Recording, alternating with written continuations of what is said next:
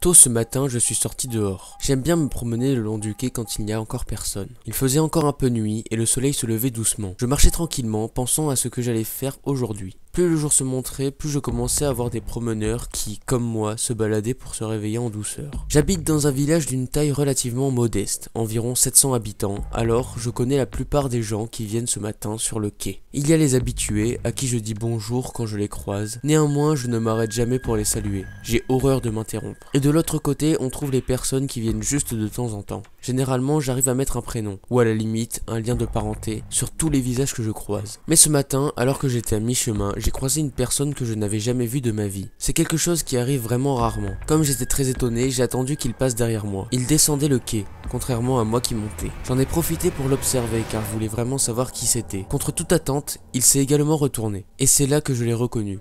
Mon oncle, qui habitait le village voisin mais que curieusement je n'avais pas vu depuis au moins 5 ans. J'étais plutôt content de le voir, alors je me suis dirigé vers lui. Au début, il n'avait pas l'air de me reconnaître, alors quand je me suis trouvé proche de lui, je l'ai salué, lui ai dit mon prénom et je lui ai demandé s'il me reconnaissait. L'expression de son visage qui était juste là un peu vide est devenue plus amicale. On a parlé un bon quart d'heure. En fait, c'était plutôt moi qui parlais. Il se contentait juste d'acquiescer la plupart du temps. C'était agréable de ne pas se faire interrompre, mais j'aurais bien aimé qu'il me raconte un peu plus de ce qu'il avait fait durant ces 5 ans. À un moment, il a détourné le regard en direction du soleil, qui se levait presque totalement, et m'a dit qu'il devait retourner chez lui. Je lui ai demandé s'il voulait passer chez moi un de ces jours, mais il n'a pas répondu et a continué sa marche, de manière un peu plus rapide qu'avant. J'ai continué la mienne également, et arrivé au bout du quai, j'ai fait demi-tour, puis je suis allé acheter le journal, comme chaque matin avant de rentrer. Je le feuilletais tranquillement avec mon café, rien d'intéressant comme d'habitude. Mais il me faut absolument quelque chose qui accompagne mon café. Il ne me reste qu'une page à lire, celle des avis d'obsèques.